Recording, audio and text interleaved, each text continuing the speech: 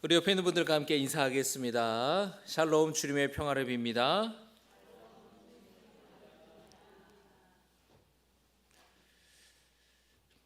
날씨가 많이 추워졌습니다. 그렇죠? 눈도 쌓이고 이제 진짜 겨울이 온 것 같습니다. 여러분, 이렇게 그래도 길이 또 눈으로 꽁꽁 얼어도 우리의 마음만은 하나님의 은혜로 또 뜨겁게 회복되고 충만한 성령의 충만함이 있기를 주님의 이름으로 축복합니다. 우리 이 시간에 금요일 날 또 여러분 추운데도 사모하는 마음으로 주님 전에 오신 여러분들을 축복하고 주님의 은혜가 함께 하시기를 바랍니다. 오늘 마태복음 10장의 말씀은 예수님께서 제자들을 파송하시는 그런 장면의 말씀인데, 제자들뿐만 아니라 우리 모두도 예수님이 파송하신 제자라는 것 여러분 기억하시기 바랍니다. 따라합니다. 나는 예수님의 제자다. 예수님이 파송하신 제자라는 거예요.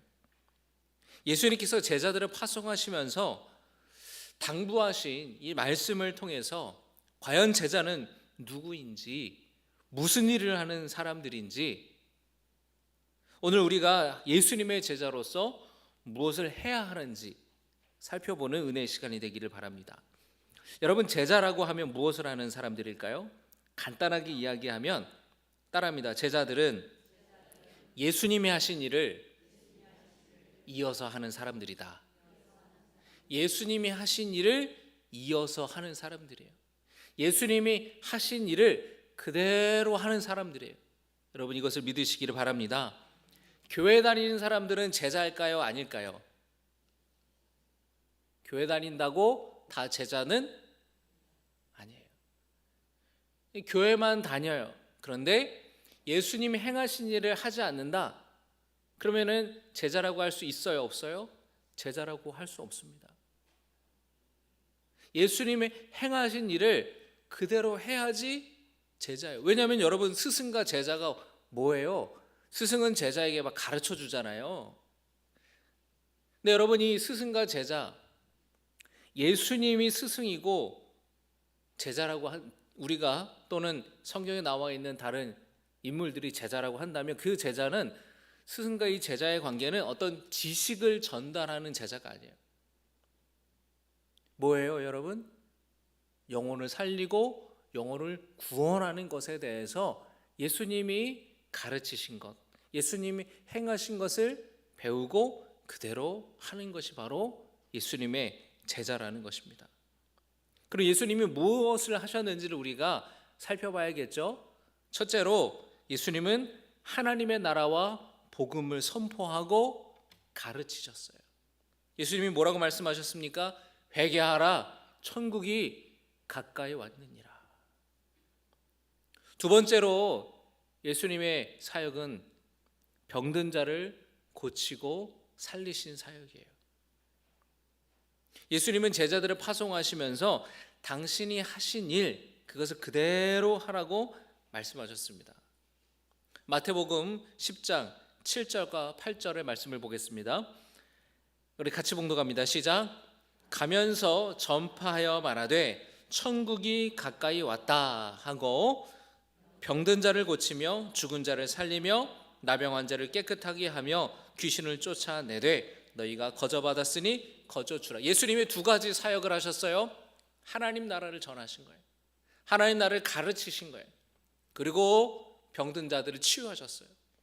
그리고 제자들에게도 뭐라고 해요? 오늘 똑같이 너희들도 천국이 가까이 왔다, 그렇게 말을 해라.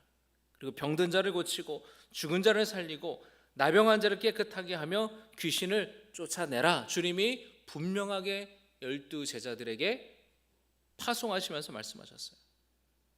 이 두 가지 사명, 예수님이 하신 두 가지 사역, 우리에게 맡겨진 제자의 사역을 여러분 기억하시기를 주님의 이름으로 축복합니다.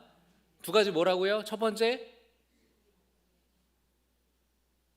하나님 나라를 전하시고 복음을 전하신 일. 두 번째는 사람을 치유하신 일. 이해되시죠, 여러분? 그럼 우리가 뭐 해야 돼요? 하나님의 나라를 전하고 복음을 전하는 거예요. 그리고 사람들을 치유하는 거. 우리가 제자로서 부르심을 받은 거예요. 자, 그런데 예수님은 제자들을 파송하시면서 보내시면서 어디로 보내시는지 그게 참 중요하잖아요. 어디로 보내실까요? 어디로 가라고 말씀하십니까? 오늘 말씀 보겠습니다. 5절의 말씀, 6절의 말씀 제가 읽어드리겠습니다. 예수께서 이 12를 내보내시며 명하여 이르시되 이방인의 길로도 가지 말고 사마리아인의 고을에도 들어가지 말고 6절 같이 봅니다. 오히려 이스라엘 집에 잃어버린 양에게로 가라. 이스라엘 집에 잃어버린 양은 유대 땅을 살아가는 백성들을 말하는 거죠. 예수님은 이방인이나 사마리아 사람들에게 가지 말고 유대 땅에 지금 이 땅에 살아가는 사람들에게 가라 라고 말씀하세요. 여러분 이 얘기를 들으면서 좀 의문이 드는 분도 계실 거예요. 이상하다. 분명히 예수님은 모든 민족을 제자로 삼으라 그랬는데 땅끝까지 이르러서 내 증인이 되라고 하셨는데 좀 이상하다. 그런 의문이 드는 분 한번 손 들어보세요. 전혀 없으니까 설명하지 않고 넘어갈까요? 예수님이 땅끝까지 이르러 내 증인이 되라 말씀하셨어요. 모든 민족을 제자로 삼아라 말씀하셨습니다. 여러분 마태복음 28장 19절 보겠습니다. 시작. 그러므로 너희는 가서 모든 민족을 제자로 삼아 아버지와 아들과 성령의 이름으로 세례를 베풀고, 자, 그 다음에 사도행전 1장 8절의 말씀 보겠습니다. 같이 봉독합니다. 오직 성령이 너희에게 임하시면 너희가 권능을 받고 예루살렘과 온 유대와 사마리아와 땅끝까지 이르러 내 증인이 되리라 하시니라. 아멘. 그런데 여러분 이 말씀은 언제 하신 말씀이냐면 예수님이 부활하시고 나서, 그리고 이제 제자들과 떠날 때에 마지막에 고별 인사를 하면서 당부하신 얘기예요. 예수님께서 지금 마태복음 10장 제자들을 처음 보내실 때, 처음 너네들끼리 먼저 가서 해봐라. 너희들 나랑 다니면서 보았지? 내가 뭐 하는지 봤지? 나처럼 똑같이 하는 게 제자야? 자, 너네들이 가서 한번 해봐. 처음 보내실 때는 예수님 어떻게 보내시는 거예요? 이방인들에게 가기 전에 먼저 유대 땅에 있는 사람들에게 가라고 하시는 거예요. 따라합니다. 전도에도 우선순위가 있다. 따라합니다. 선교에도 우선순위가 있다. 우선적으로 전해야 되는 사람이 있다는 거예요. 우선적으로 전해야 되는 대상이 있다는 거예요. 예수님은 우리에게 복음 전파의 사명을 주셨고 모든 민족을 제자로 삼고 땅끝까지 이르러 내 증인이 되라고 말씀하셨지만 먼저 제자 삼아야 할 대상이, 우선적으로 제자 삼아야 할 대상이 있다는 거예요. 그 사람들이 여러분 누굽니까? 여러분 주변에 가까운 사람들이에요. 이스라엘의 잃은 양에게 먼저 가라고 하세요. 여러분 주변에 잃은 양이 누구예요? 여러분 자녀들 중에서 예수 안 믿는 자녀들 있잖아요. 옛날에는 교회 다녔지만, 어릴 때는 다녔지만 지금은 다니지 않는 잃은 양들, 여러분 친척들과 가족 중에서, 친구들 중에서 여러분 가까운 사람들이 먼저 복음을 전해야 되는, 선교해야 되는 우선순위라는 거예요. 예를 들어 여러분 내 자녀가 신앙생활을 하지 않는데 내가 해외에 내가 선교하러 나간다. 순서가 맞지 않는 거예요. 우리 동네에서는 내가 전도해 본 적이 없는데 다른 나라에 가서 복음을 전한다? 이 맞지가 않는다는 거예요.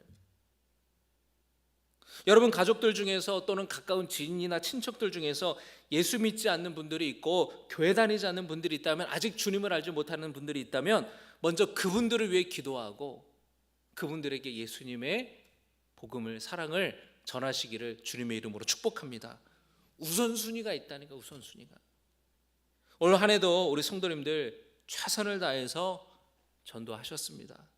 주일마다 우리가 선교회에서 기간별로 전도하고 화요일과 목요일에는 사명 전도대들이, 전도대원들이 열심히 전도했어요.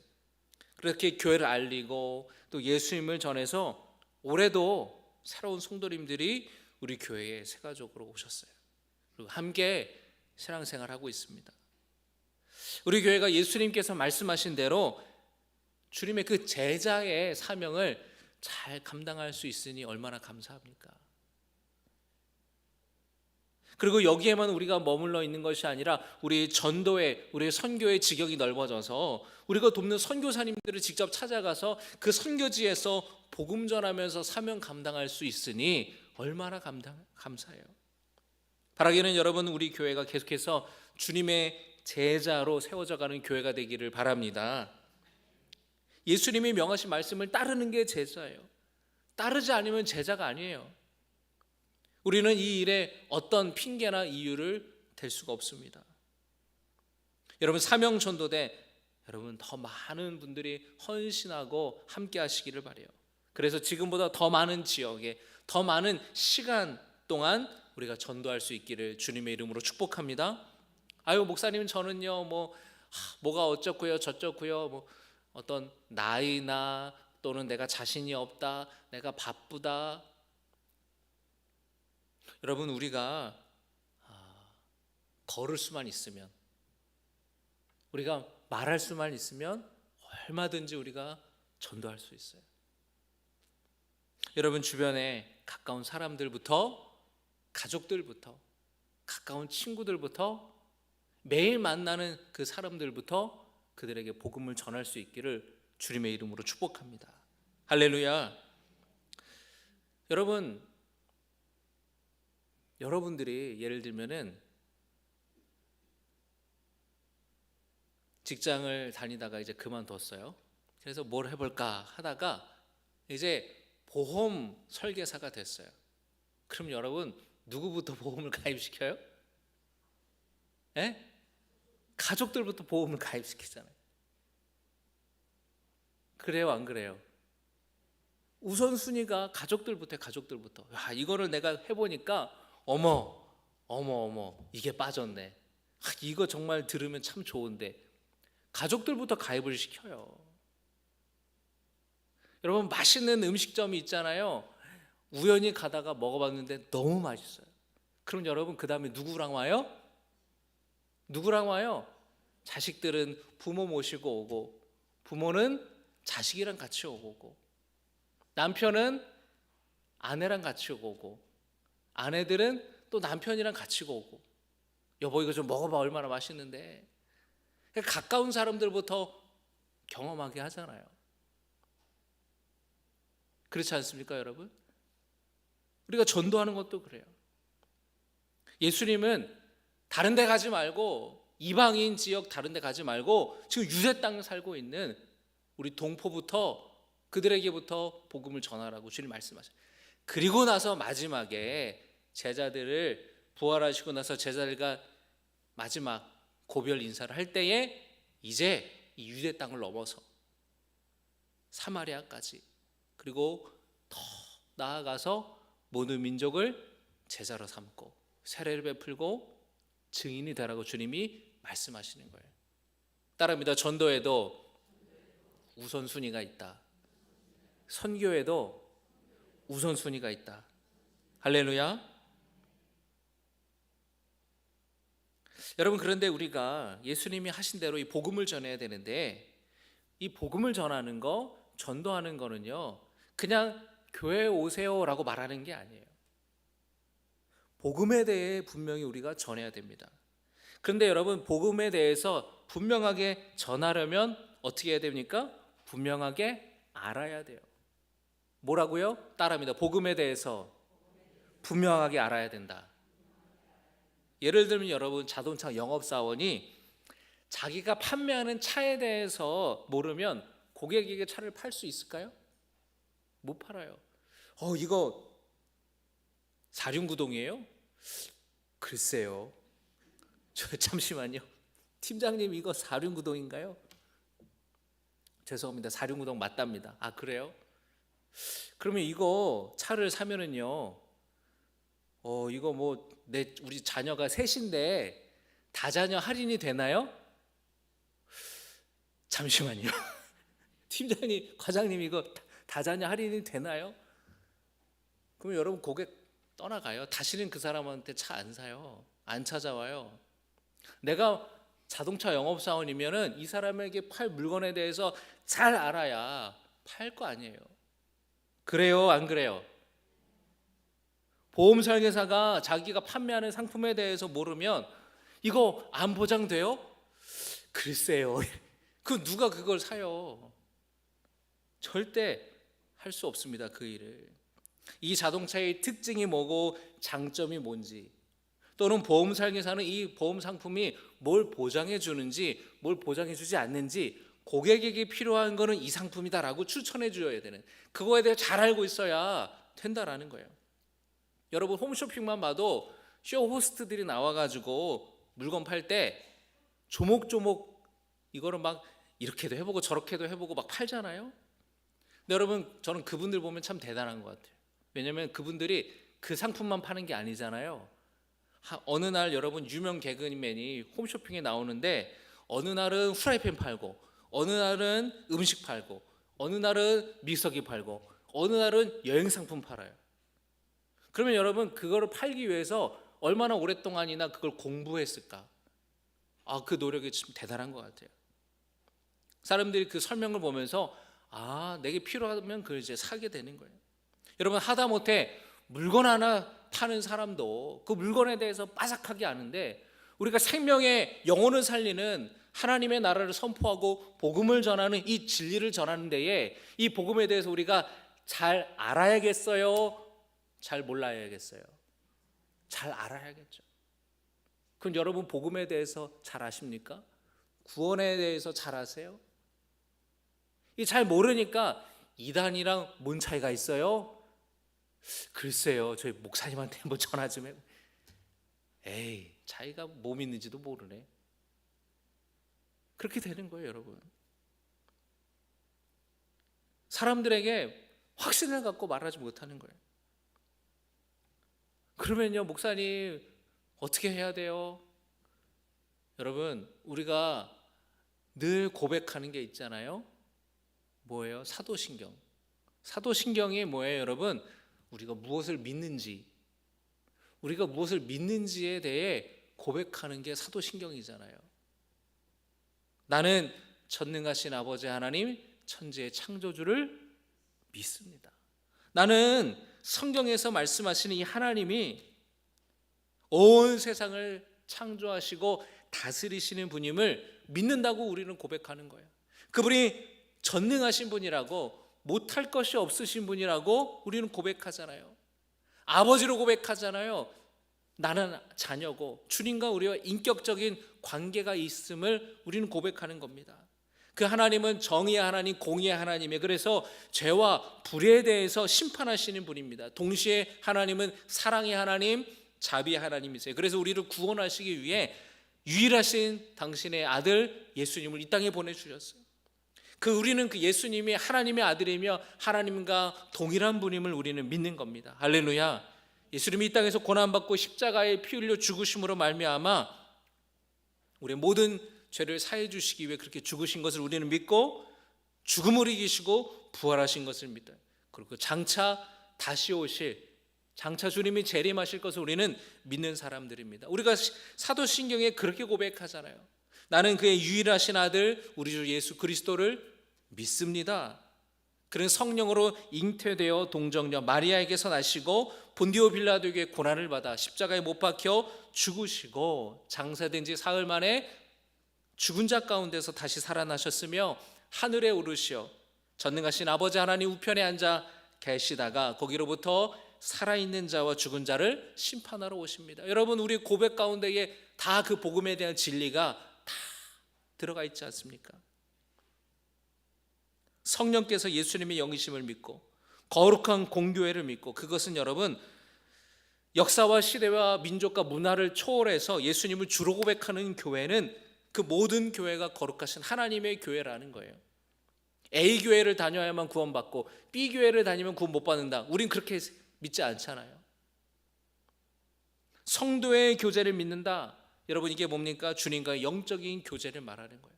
성도들끼리 친밀한 영적인 교제를 나누는 공동체라는 것을 우리는 믿는다는 거예요. 내 죄를 회개할 때 용서받고 나도 예수님처럼 신령한 몸으로 부활하는 것을 우리는 영생할 것을 믿습니다. 우리 그 믿음의 고백이 사도신경에 다 나와 있지 않습니까?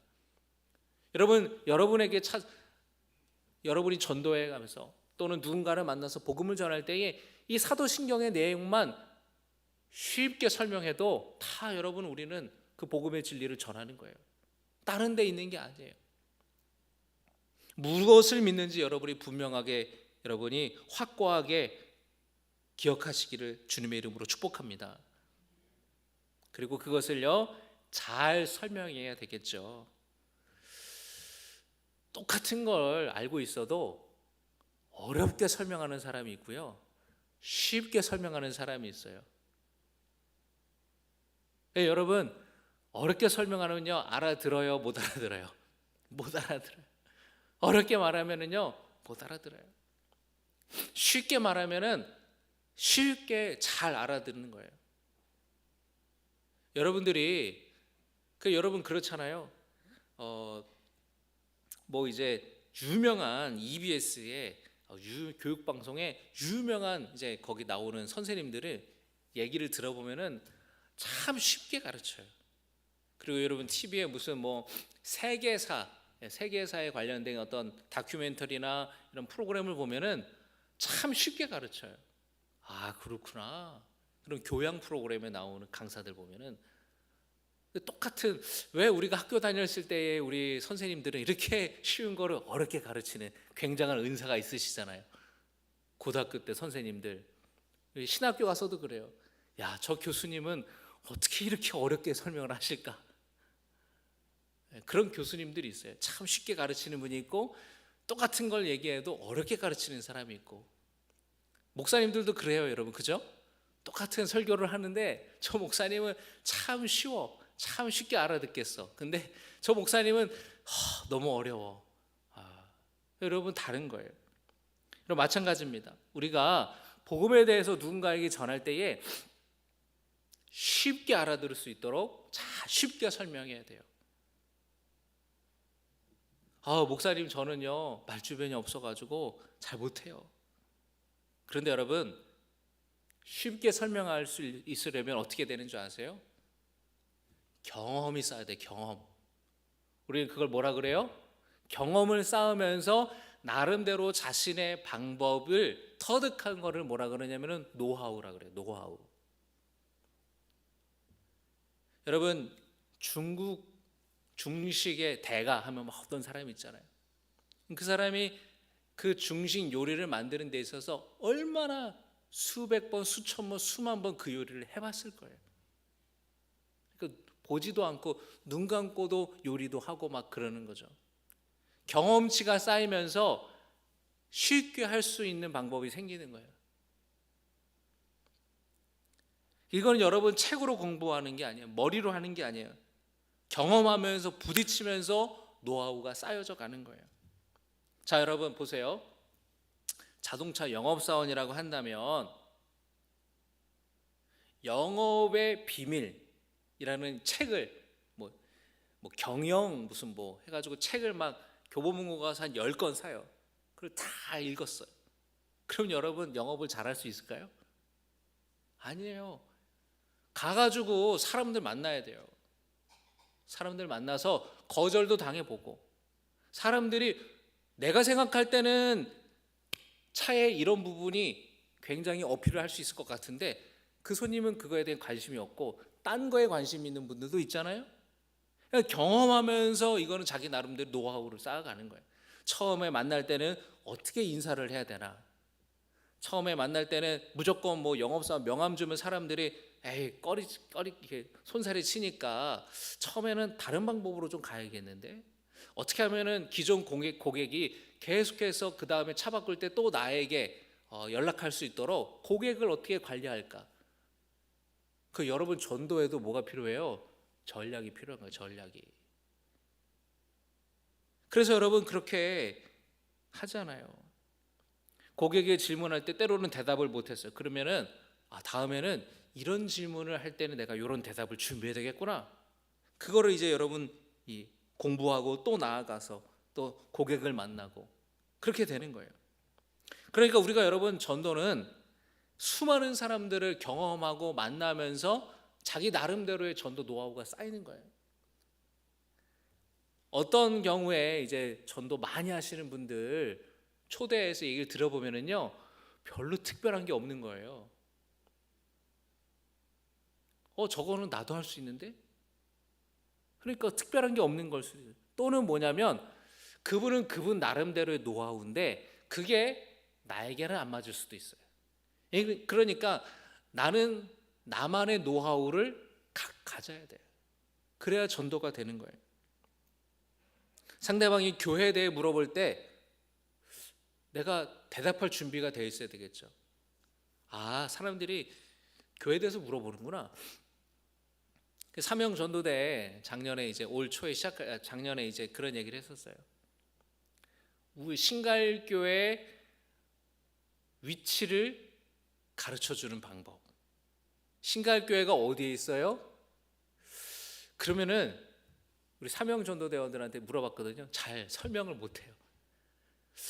이게 우리 교회가 어디 있냐면요, 그 주택가 안에 있는데 이렇게 시작하는 거예요. 그렇게 하면은 잘 몰라요. 그러니까 신갈교회 하면은 롯데마트 아시죠? 롯데마트 그 뒤에 농협 있는데 그 길로 쭉 언덕배기로 300m만 올라오시면 돼요. 뭐 이렇게 설명을 한다든지, 세명 약국에서 언덕으로 150m만 올라오시면은 중국집이 있어요. 황제짜장. 거기서 왼쪽으로 돌아서 100m만 오시면 돼요. 쉽게 가르쳐 줘야 되는 건데 한 번도 그런 질문을 받아본 적이 없으니까 대답을 못 하는 거예요. 그래서 그거를 훈련했었어요. 신갈교회 쉽게 오는 법 가르쳐 주기. 근데 이제 전도를 나갔어요. 신갈교회 어디예요? 나 여기 이렇게 오시면 돼요. 그렇구나. 감리교는 무슨 교단이에요? 그럼 거기서 또 감리교 장로교랑 다른데요. 이게 또 이게 헷갈리는. 그러면은 내가 다음에는 또 감리교를 물어볼 때 감리교에 대해서 내가 가르쳐 줘야 되겠구나. 거기 교인이 몇 명이나 돼요? 꽤 많을걸요? 이러면 안 되는 거예요. 저희가 1부 예배 때는 한 100명 정도 오고 2부 예배 때는 한 200명 정도 오고 교회 학교도 많이 많고 주차장도 완비돼 있고 분위기도 너무 좋고 말씀도 너무 좋고 이렇게 탁 해야 돼요. 그러면 여러분 한번 가볼까? 그런 마음이 들어야 되는데 글쎄요 하면은 뭐야? 그냥 이렇게 사람들이 지나간단 말이에요. 그러니까 여러분 이 전도는 계속해서 경험을 하고 자기 나름대로의 노하우를 쌓아야 하는 거예요. 누가 전도를 잘하는 줄 아세요? 전도를 많이 해본 사람이 전도를 잘해요. 처음부터 전도 잘하는 사람 없어요. 여러분 생활의 달인, 그 사람들이 그렇게 처음부터 달인이 되었을까요? 아니에요. 계속 하다 보니까 노하우가 쌓여서 남보다 빠르게, 남보다 완성도 있게 하는 거예요. 여러분이 전도의 달인이 될 수 있어요. 열심히 전도에 나와서 열심히 전도하면은 전도의 달인이 되는 거예요. 여러분 올 한 해 몇 명에게 복음을 전하셨습니까? 몇 명을 주님께로 인도하셨습니까? 오늘 말씀을 기억하시면서 여러분 복음에 대해 분명히 알고 분명히 전하는 제자의 삶을 살아가시기를 주님의 이름으로 축복합니다. 그 다음에 예수님이 사람을 고치시고 치유하셨어요. 두 가지 방법으로 여러분 사람들을 치유할 수 있습니다. 우리는 예수님처럼 그렇게 할 수 없어요. 그러나 우리도 치유할 수 있어요. 첫째로 기도를 통해서, 따릅니다. 기도를 통해서 치유할 수 있다. 아픈 성도들을 위해 우리는 뭐 할 수 있어요? 기도할 수 있어요. 여러분 기도의 능력을 믿으십니까? 야고보가 5장 14절에 너희 중에 병든 자가 있느냐 그는 교회의 장로들을 청할 것이요 그들은 주의 이름으로 기름을 바르며 그를 위하여 기도할지니라. 병든 자들은 교회의 장로에게 부탁해서 기도받으라는 거예요. 여기서 장로라고 하면은 목회자들을 의미하는 거예요. 그러니까 여러분 제가 얘기하잖아요. 아프신 분들은 저한테 연락을 주시든 교회에 오셔서 기도해달라고 말씀하시라고요. 찾아오는 거에 믿음이에요. 여러분 혈루병 걸린 여자가 예수님 찾아가잖아요. 찾아가니까 병 고침 받는 거예요. 찾아가는 게 믿음이에요. 여러분 모세의 이스라엘 백성을 이끌 때에 이스라엘 백성들이 물이 없어 하나님을 원망했습니다. 불평했어요. 하나님 불뱀을 내리셔서 그들의 불뱀의 독사에 몰려서 열병에 많은 사람들이 죽었어요. 살 길을 허락하셨습니다. 그건 뭐냐? 노수로 만든 뱀을 장대 위에 높이 매달고 그걸 보는 자는 산다 그랬어요. 살려면 어떻게 돼요? 여러분 광야에서 다 텐트 치고 살 거 아니에요. 아픈 사람 어디 있어요? 자기의 장막에 이불 덮고 땀 흘리면서 막 시름시름 그 고열에 시달리고 있겠죠. 그 자신의 이불을 다 걷고 그 자리에 일어나서 장막에서 나와서 장대를 보려고 나가는 사람, 장대 보기 위해 노뱀 보기 위해 나간 사람은 병고침 받았다라는 거예요. 따르면 나가는 게 믿음이다. 찾아가는 게 믿음이다. 오늘 야고보 사도가 말씀하잖아요. 너희 중에 병든 자가 있느냐 교회 장로들을 청할 것이요. 여러분 기도 요청, 아픈 사람들 기도 요청하시기를 바라요. 그 믿음의 기도가 치유를 가져온다는 것입니다. 15절 말씀 보겠습니다. 믿음의 기도는 병든 자를 구원하리니 주께서 그를 일으키시리라. 혹시 죄를 범하였을지라도 사하심을 받으리라. 그리고 이 야고보 사도는 목회자에게 기도를 받는 것뿐만 아니라 성도들끼리 서로 병 낫기를 위해 기도하라고 했어요. 여러분 중보기도의 능력이 있음을 믿으시기 바랍니다. 16절 같이 읽겠습니다. 시작. 그러므로 너희 죄를 서로 고백하며 병이 낫기를 위하여 서로 기도하라. 의인의 간구는 역사하는 힘이 큼이니라. 이 의인이라는 것은 성도들의 간구는 이런 뜻이에요. 서로 병 낫기를 위해 기도하라 그랬어요. 우리의 기도는 하나님의 역사하는 하나님의 큰 능력으로 우리가 중보기도할 때 임하신다라는 거예요. 여러분 오늘도 야복강 기도를 모여서 우리 기도할 때에 하나님의 능력이 함께 하심을 믿으시기 바랍니다. 우리 인내교구 성도님들 위해서 여러분 기도해 주시기 바랍니다. 병 낫기를 위해 중보기도하는 것 예수님이 주신 치유의 사명을 감당하는 제자의 사명이라는 거예요. 또 하나 기도에 여러분 기억할 것은 육신의 질병뿐만 아니라 많은 사람들이 마음의 고통을 겪고 있다라는 거예요. 우울증이나 공황장애와 같이 병원 치료나 약을 먹어야 하는 정신적인 아픔도 있지만 사실 여러분 우리가 겪는 마음의 고통은 이루 말할 수 없이 많습니다. 어떤 분은 사랑하는 사람이 세상을 떠나고 그 사별의 아픔이 오랫동안 지속되는 사람이 있어요. 어떤 분은 직장이나 일터에서 굉장한 스트레스를 받아서 너무 마음이 괴로운 사람들이 있습니다. 부부간의 갈등으로 맨날 부부싸움하고 서로 그냥 이혼하니 많이 너무너무 힘들어요. 그렇게 싸우는 가정의 자녀들은 또 얼마나 많은 상처를 받겠습니까?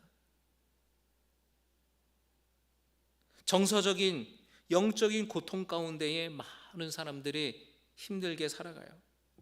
여러분 우리 모두가 그런 아픔 하나둘 갖고 살아가지 않아요. 예수님은 그런 아픔, 그런 고통 가운데 있는 사람들을 치유하라고 말씀하십니다. 그들이 다시 회복될 수 있도록 나 자신을 찾을 수 있도록 다시 그 마음이 회복되고 일어날 수 있는 힘을 얻도록 도와주는 것, 그것이 치유하는 제자의 사명이라는 거예요. 예수님을 만난 사람들은 육신의 질병에서만 고침받지 않았어요. 그들 안에 있었던 죄책감, 외로움, 절망감, 소외감, 낙담하는 마음에서 그들은 고침받았어요. 눈조차 마주치고 싶어 하지 않는 사람들, 그들에게 예수님은 찾아가서 어루만지시면서 나병 환자를 고치시고, 사람들이 손가락질하고 욕하는 세리에게 찾아가서 주님 위로하시고, 그의 고통의 이야기에 귀를 기울이셨어요. 38년 된 병자가 말하잖아요. 내가 여기서 저 실로암 연못에 들어가려고 해도 나를 도와주는 사람이 없다. 늘 나보다 먼저 다 사람들이 저 물에 들어가서 나는 지금까지도 여기 이렇게 살아가고 있다고. 예수님이 그 사람의 고통의 자리에서 고통의 이야기를 들어주시잖아요. 그리고 치유해 주시잖아요. 예수님이 우리에게 원하시는 모습이 바로 그런 모습이에요. 여러분 주변에 고통 가운데 있는 분들 있죠?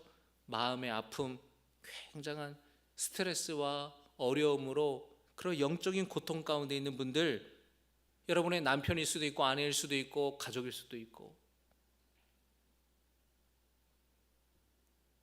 여러분 충조평판하지 말고, 충고조언 평가 판단하지 말고 그 이야기를 들어주고 공감하고 그리고 격려하고 위로하고 그를 위해 기도할 때에 그의 마음이 치유되고 그의 낙심의 자리에서, 절망의 자리에서 다시 일어서게 될 수 있음을 여러분이 믿으시기 바랍니다.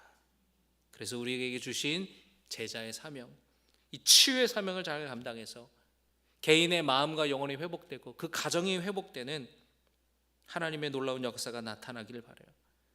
그 영혼에 하나님의 평화가, 샬롬의 놀라운 은혜가 가득할 수 있기를 주님의 이름으로 축복합니다. 말씀을 정리합니다. 주님은 우리를 제자로 부르셨어요. 제자 훈련 받는다고 제자가 되는 게 아니에요. 교회 다닌다고 다 제자가 아니에요. 제자로 살아야 제자입니다. 예수님이 하신 일을 해야 제자예요. 복음을 전하고 아픈 사람들을 치유하는 주님의 그 사명, 제자의 사명을 우리 모두가 감당할 수 있게 되기를 축복합니다.